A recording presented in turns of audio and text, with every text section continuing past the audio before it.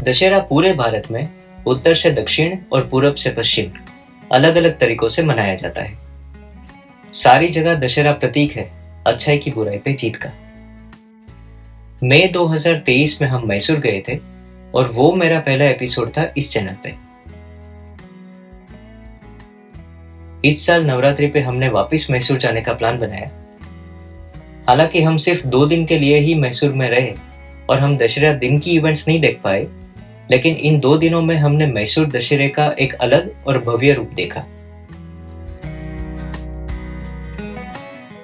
नमस्कार, आपका स्वागत है हमारे मैसूर के इस नए वीडियो में और आशा करता हूं कि आप सब अच्छे होंगे।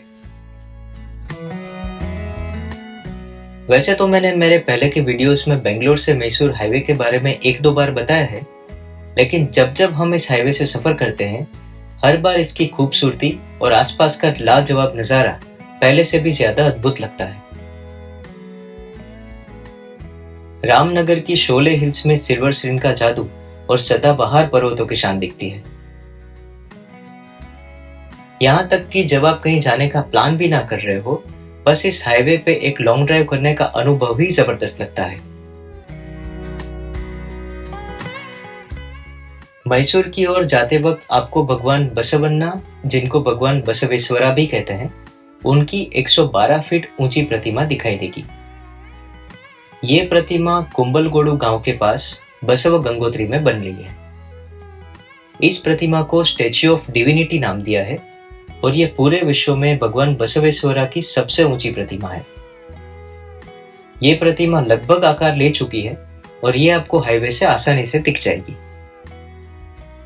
अगर आप भगवान बसवेश्वरा के बारे में नहीं जानते, तो ये 12वीं सदी में कर्नाटक के एक क्रांतिकारी संत और समाज सुधारक थे और इन्होंने लिंगायत संप्रदाय की स्थापना की थी। मैसूर शहर प्रसिद्ध है भारत का सबसे बड़ा, भव्य और प्रतिष्ठित दशहरा समारोह मनाने के लिए, जिसे मैसूर दसरा कहते हैं। यह दशहरा 10 दिनों तक मनाया जाता है और इसे कन्नड़ भाषा में नाड़ा हब्बा कहते हैं, जिसका मतलब होता है राज्य का त्योहार। दशहरा, जिसे विजयादशमी भी कहते हैं, ये हिंदू धर्म का एक प्रमुख त्योहार है, जिसे हर साल दुर्गा पूजा और नवरात्रि के अंत में मनाया जाता है। दशहरा हर साल सितंबर और अक्टूबर के बीच में आता है और हिंदू कैलेंडर के अनुसार ये आसो या अश्विन महीने की शुक्ल पक्ष की 10वीं तिथि को आता है। मैसूर राज्य का त्योहार होने के नाते दशहरे का अपना एक ऐतिहासिक, सांस्कृतिक और आध्यात्मिक महत्व है। साल 2025 में मैसूर दसरा उत्सव के 415 साल पूरे हुए और ये उत्सव 1610 में मैसूर के वाडियार राजवंश ने शुरू किया था। इतने बेहतरीन नजारे देखने के बाद थोड़ी भूख लगना तो लाजमी है। मैसूर के रास्ते में रुकने और कुछ खाने के लिए कुछ जगह जरूर मिल जाएगी और हमने नीडागट्टा के पास नई खुली मद्दूर टिफिनीज की ब्रांच पे रुकने का प्लान किया। मद्दूर टिफिनीज ने मद्दूर वड़ा को कर्नाटक का एक फेमस नाश्ता बनाया है। मद्दूर वड़ा या मद्दूर वड़े की खोज के बारे में एक बहुत ही दिलचस्प कहानी है। कहते हैं साल 1917 में मद्दूर रेलवे स्टेशन पे श्री रामचंद्र बुद्धिया ने इसकी आकस्मिक खोज की थी। उन दिनों श्री रामचंद्र बुद्धिया मद्दूर रेलवे स्टेशन पे वेजिटेरियन रिफ्रेशमेंट रूम चलाते थे और एक दिन उनको सामग्री की कमी महसूस हुई। उन्होंने तुरंत एक नए प्रकार का आटा गूंदा और उसको चपटा करके तल दिया और इससे एक नए नाश्ते का जन्म हुआ, जो बाद में मद्दूर वड़ा के नाम से मशहूर हुआ। मद्दूर वड़ा का टेक्सचर बहुत ही यूनिक है। बाहर से तो ये क्रिस्पी है, लेकिन अंदर से उतना ही सॉफ्ट और पाउडरी है और इसमें प्याज और कड़ी पत्ते का कमाल का स्वाद आता है। बेंगलोर मैसूर हाईवे पे आने जाने वालों के लिए मद्दूर टिफिनीज नाश्ते के लिए एक बेहतरीन जगह बन चुका है। अगर आपको कर्नाटक का फेमस मद्दूर वड़ा खाने की इच्छा है, तो आपको मद्दूर टिफिनीज जरूर आना चाहिए।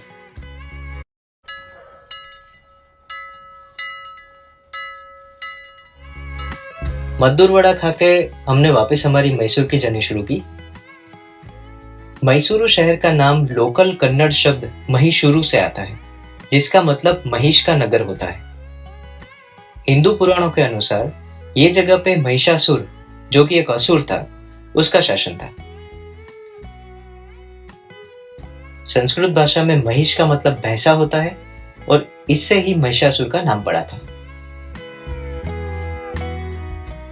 महिषासुर असुर सम्राट रंभा और राजकुमारी श्यामला, जिनको महिषी भी कहा गया है, उनका पुत्र था। राजकुमारी श्यामला को भैंस का रूप मिलने का शाप मिला था। कहते हैं महिषासुर जब चाहे तब भैंसे और इंसान का रूप धारण कर सकता था।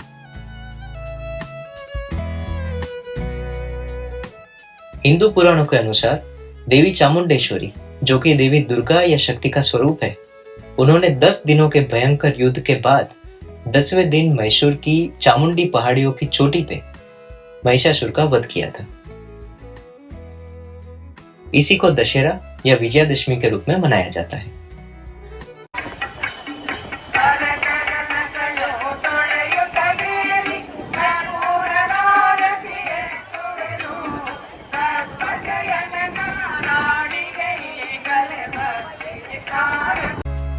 बेंगलोर से मैसूर पहुंचने में हमें लगभग 4 घंटे लगे।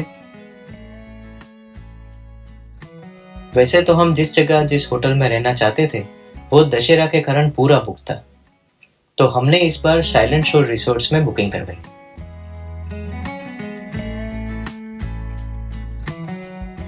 ये रिसोर्ट का एनवायरनमेंट काफी शांत है, जो कि एक लंबी रोड ट्रिप के बाद एकदम परफेक्ट है।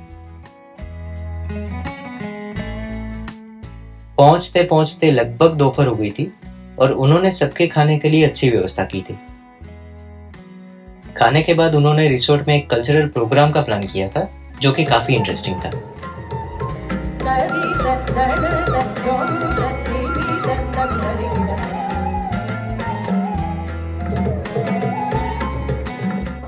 आज शाम और कल के लिए हमने कुछ चीजें प्लान की है, जिसकी डिटेल्स मैं हमारे अगले एपिसोड्स में शेयर करूंगा।